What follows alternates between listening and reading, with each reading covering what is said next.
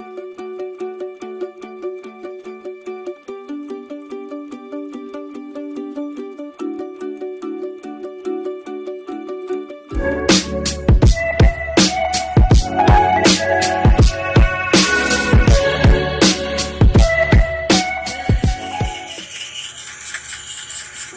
everyone, I'm Papa, and today I'm going to discuss about Sigmund Freud theory, which is psychoanalytic theory. But before we discuss his theory, let me give you a short introduction about Sigmund Freud. Sigmund Freud was a famous Jewish-American neurologist who founded the Psychoanalytic School of Psychiatry. He is known as modern father of psychology. So Freud influenced and redefined the way we think today, developed psychopathology, and introduced the world to the wonders of psychoanalysis. Through his countless involved controversial theories, he is still considered to be a radical, though over time he has acquired prestige and supporters. Sigmund Freud was born on May 6, 1856 in Freiburg, or known as Czech Republic. Psychoanalytic theory was developed by Freud, a method through which an analyst unpacks unconscious conflict based on the free association, dreams, and fantasies of the patient. History on child sexuality, libido, and the ego, among other topics, were some of the most influential academic concepts of the 20th century.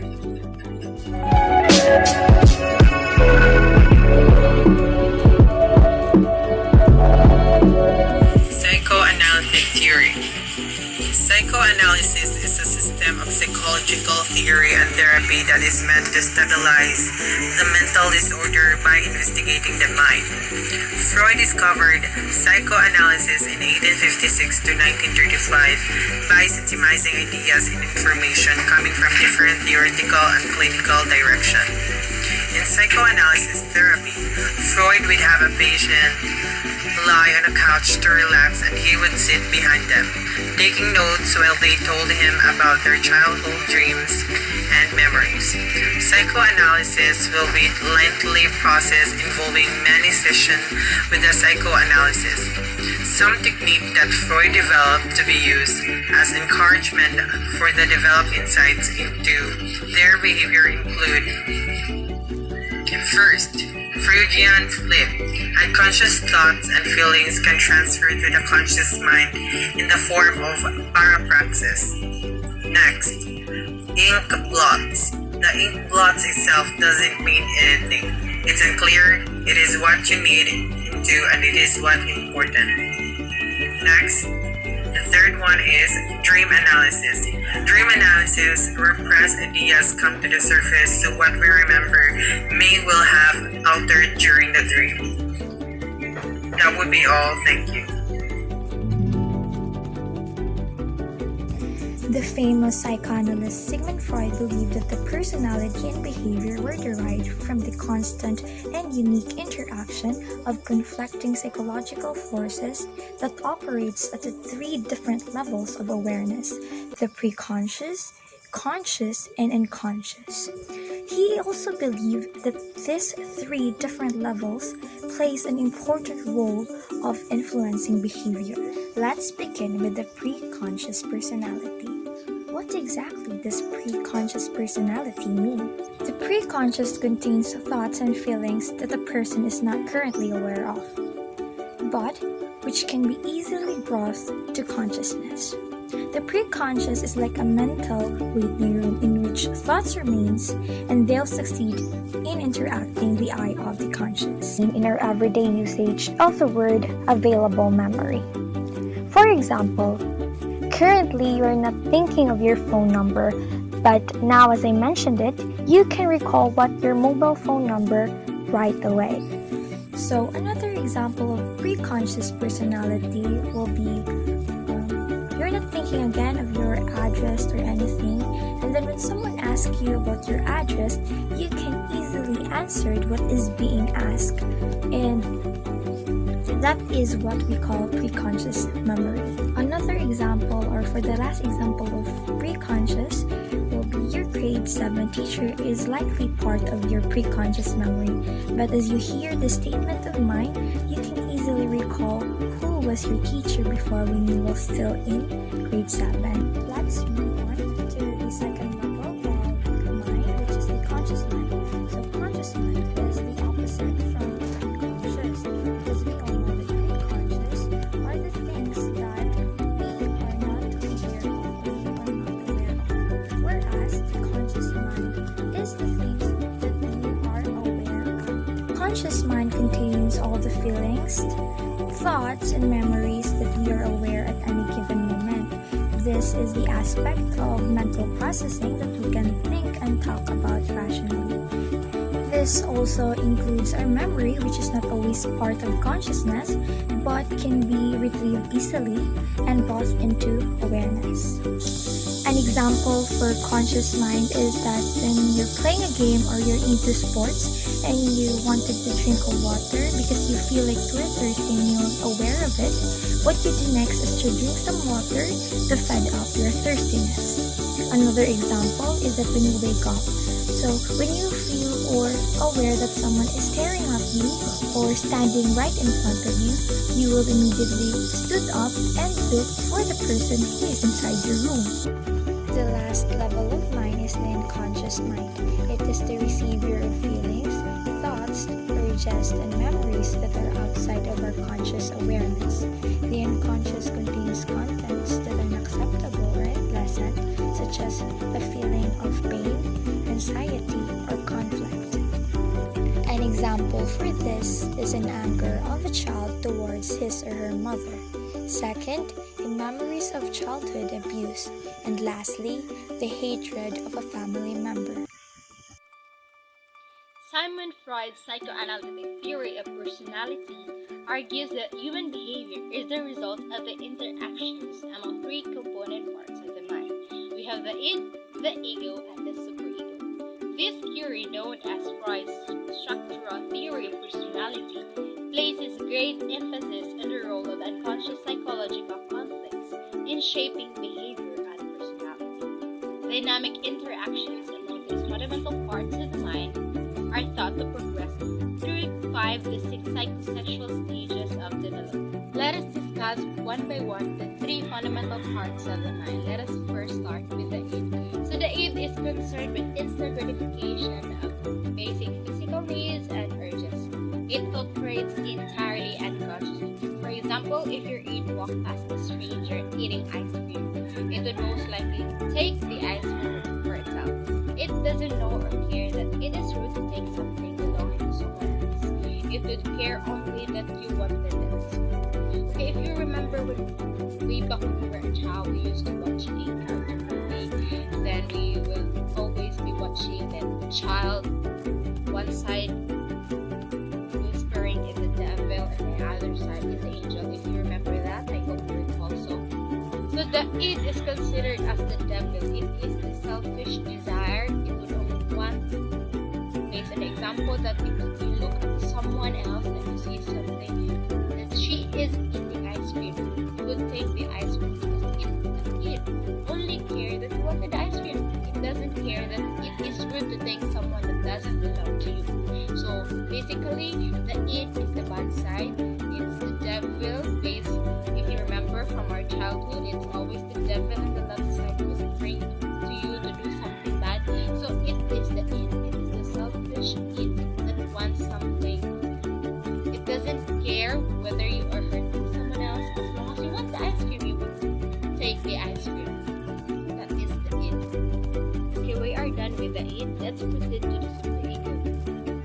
Okay, the superego is concerned with social rules and morals, similar to what many people call their conscience. Additionally, based on the cartoon movie that I've been mentioning in the examples I've been giving in the id, so if in the left side we have the devil, which is considered as the id, we have here in the right side the angel, or what we call the superego. If it is telling you to do something bad, it doesn't consider any circumstances. In the superego, it's concerned about the rules, the morality, concerned about the feelings, the person will feel after you grab the ice cream. So here we have the angel is telling you to do something good, while the id is the other way around, to do something bad. So hopefully you understand the two fundamental parts of the mind. The id is very simple. The id, it's about the bad side. It's giving you idea to do something bad. And the superego we have here, literally it's the angel, as what they say. It's the angel because it's telling you to do something good. It's concerned about morality, the rules. You consider the feelings of the person. And hopefully the two are very clear to you, and so that we can proceed to the last fundamental parts of the mind. Since I am done explaining the first two fundamental parts of the mind, first we have the id and the superego. Now let us tackle the last part, last fundamental parts of the mind, which is the ego. So the ego is less primitive than the id and is partly conscious, partly unconscious. It is what Freud considered to be the self, and its job is to balance the demands of the id and superego in the practical context of reality. So we have the id telling you to do something bad, to grab the ice cream, and the superego is telling you don't do that because it is truth. So who is balancing the two sides, the two voices in your head? Who is balancing? So it is the ego. So it is what Freud considered to be the self. So it is you, the ego. Remember from the cartoon you've been watching when you were a child, it is you deciding to whether to grab the ice cream, the id, or to buy another one that don't grab the ice cream, which is the superego.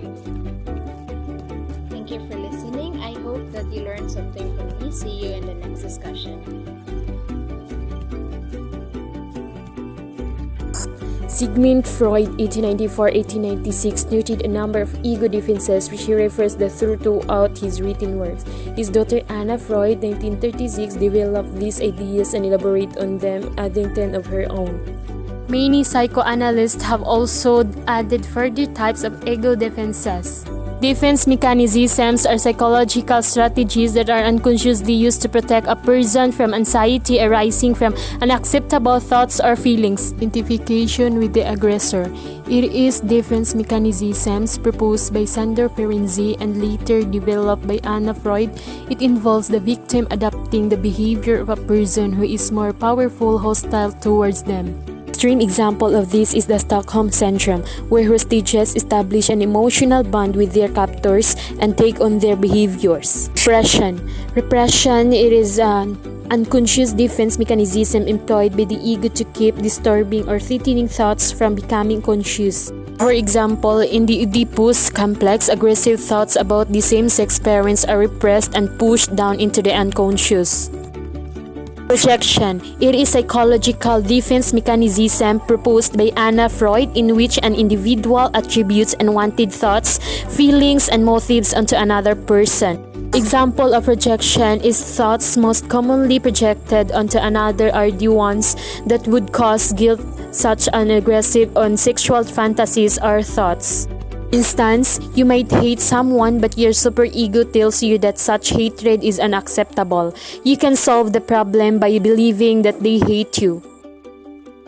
Displacement. It is redirection of an impulse, usually aggression, onto a powerless substitute target. The target can be person or an object that can serve as a symbolic substitute. Example of displacement is when someone who feels uncomfortable with their sexual desire for a real person may substitute a fetish. Someone who is frustrated by his or her superiors may go home and kick the dog, beat up a family member, or engage in cross-border sublimation. It is similar to displacement but takes place when we manage to displace our unacceptable emotions into behaviors which are the constructive activities. For example, fixation at the oral stage of development may later lead to seeking old pleasure as an adult through sucking one's thumb, pen, or cigarettes. Also, fixation during the anal stage may cause a person to sublimate their desire to handle feces with an enjoyment of patting. Denial. It is defense mechanism that proposed by Anna Freud which involves a refusal to accept reality, thus blocking external events from awareness. Many people use denial in their everyday lives to avoid dealing with painful feelings or areas of their life they don't wish to admit. Example, a husband may refuse to recognize obvious signs of his wife's infidelity. A student may refuse to recognize their obvious lack of preparedness for an exam. Aggression. It is defense mechanisms proposed by Anna Freud, whereby the ego reverts to an earlier stage of development, usually in response to stressful situations.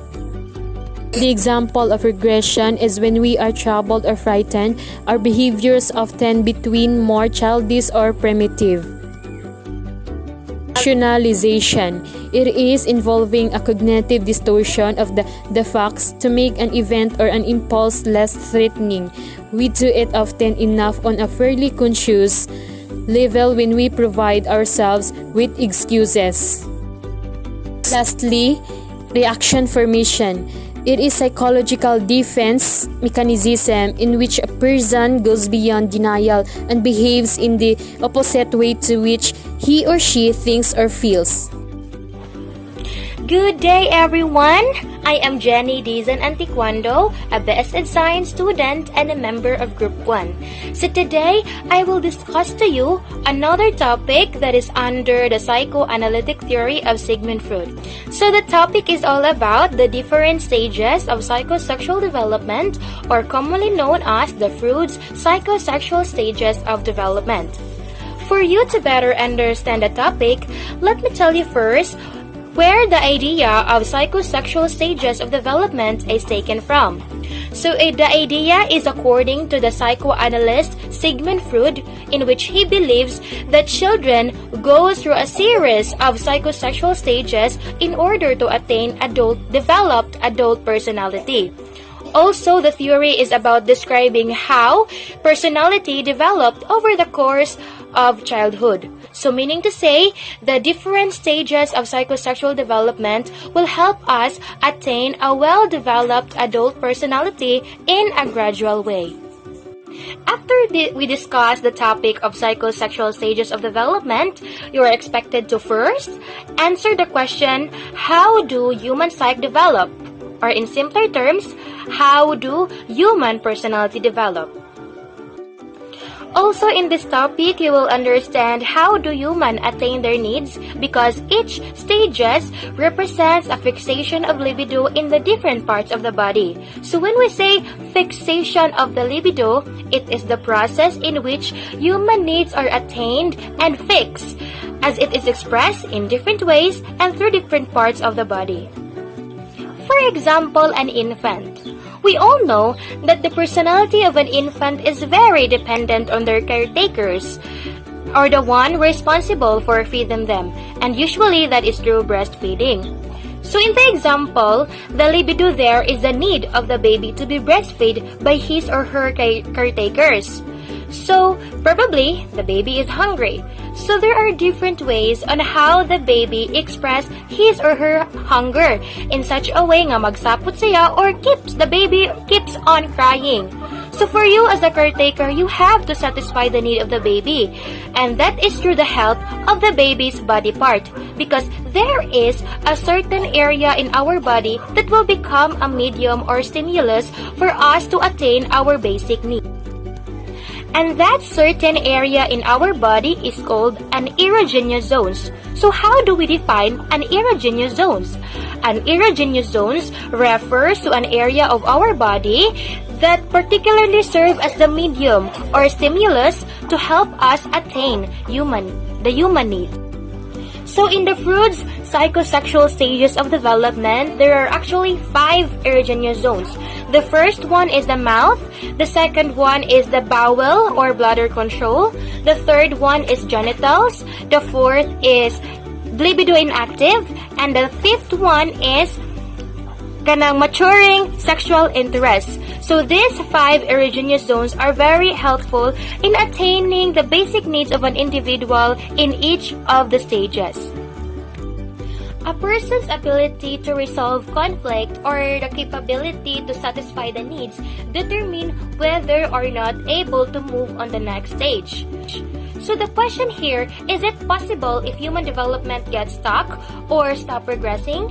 If your answer is yes, then you are correct. Because according to Frued's theory, if conflict in the given stage is resolved, of course, you progress on the next level. But if not, you stay where you are, either you remain stuck or never progressing on the next level, or can attain progress but exhibit unresolved issues from the previous stage. So there are actually two reasons why human development gets stuck or stop progressing. So the first one is developmental needs were not met, and the second one is developmental needs were so well met that they didn't want to leave the stage of indulgence. So for example, the conflict in thumb sucking. Let us say developmental needs were not met. So mahitabo ni siya if silang pagkabata wala sila na breastfeed sa ilahang mga parents. So mauna nga gigamit nila ang thumb sucking as a replacement for their need nga i-breastfeed unta sila sa ilang mga ginikanan. The second reason is na breastfeed sila sa ilang ginikanan, then grabe kaayo nga satisfaction ang ilang gifelt during that time. So mauna nga hangtod na lang sila nagkadako, magsige sila og thumb sakay as a replacement man to sa ilang satisfaction nga ilang gifelt. So there is no development happen at all kay naman sila yung unresolved issues past of previous stage. So now that you understand what is psychosexual is all about, let us proceed to its stages. So the first stage is the oral stage, in which it has an age range from birth to 1 year old. So the erogenous zone here is the mouth. So why is it that mouth is the erogenous zone in this stage? It is because the infant's primary source of interaction is the mouth. Hence, it is considered as the human libido in this stage. So, it is usually associated with biting, sucking, and exploring the world by putting things in the mouth. So, considering that infants are entirely dependent upon caretakers or the one who are responsible for feeding them, so the primary conflict in this stage is the weaning process. So, also, this theory says that things like excessive gum chomping, nail biting, and thumb sucking are rooted in too little or too much oral gratification as a child. So, hi. So I'm going to discuss or I'm going to explain what are the types of anxiety and their examples. So what are the three types of anxiety in psychoanalytic? The three types of anxiety are neurotic anxiety, reality anxiety, and also the moral anxiety. So I'm going to discuss first or explain the neurotic anxiety. The neurotic anxiety is the unconscious worry that will lose controls the ID's urgent and resulting the punishment in appropriate behavior. In psychoanalytic theory, anxiety that originated in unconscious conflict and also the maladaptive nature, it has a disturbing effect on emotion and behavior and also intensifies resistance to treatment. So these are the examples of neurotic anxiety. So the examples are: a person might fear a dog bite when they are near a menacing dog. For more examples are overall tendency towards negative emotions and also the fears of anxiety or irritability and also the poor emotional stability and also the feelings of self-doubt and also the feelings of losing self-control or shy and sadness, moodiness and depression and also the easy satisfied or easy to stress or upset and also unable to handle themselves and also dramatic shifts and how you are feeling anxiety and also the sadness, depression and also the irritability, mental confusion and low sense of self-worth, and etc. And also the behavior of symptoms such as the phobic avoidance and vigilance, impulsive, and also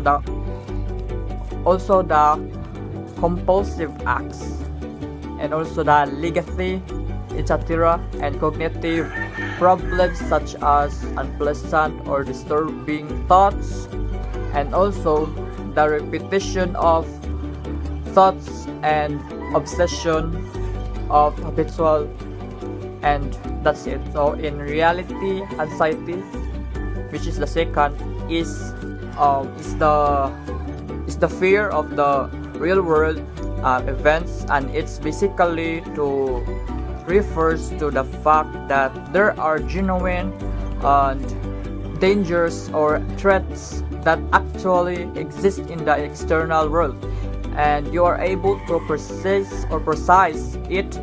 You are able to appreciate and about the outcome, and it is appreciation makes you anxious. For example, of reality anxiety, being bit by a dog or feeling off in the roof, repression, displacement, or sublimation or regression. So imagine that you are falling in the roof, that what could, I don't know. The last but not the least is the moral anxiety. So the moral anxiety is based on a feeling that one's internalized or unless or value or able to compromise. So there is fear that self-punishment, and also a guilt and for acting contrary and to one's values. Moral anxiety is function of the developed and a super ego, and whether the anxiety is the ego seeks to reduce it with social fear. For example, if one has learned that being so honest so is good, then even thinking of being a dishonest cause moral anxiety. And another example is denial. So refusing to believe or even perceive painful realities. A partner denies evidence of his loved one's affair. And lastly, and that's all for today, and I hope you learned something amazing and be more positive and take care good of yourself as always, and God bless.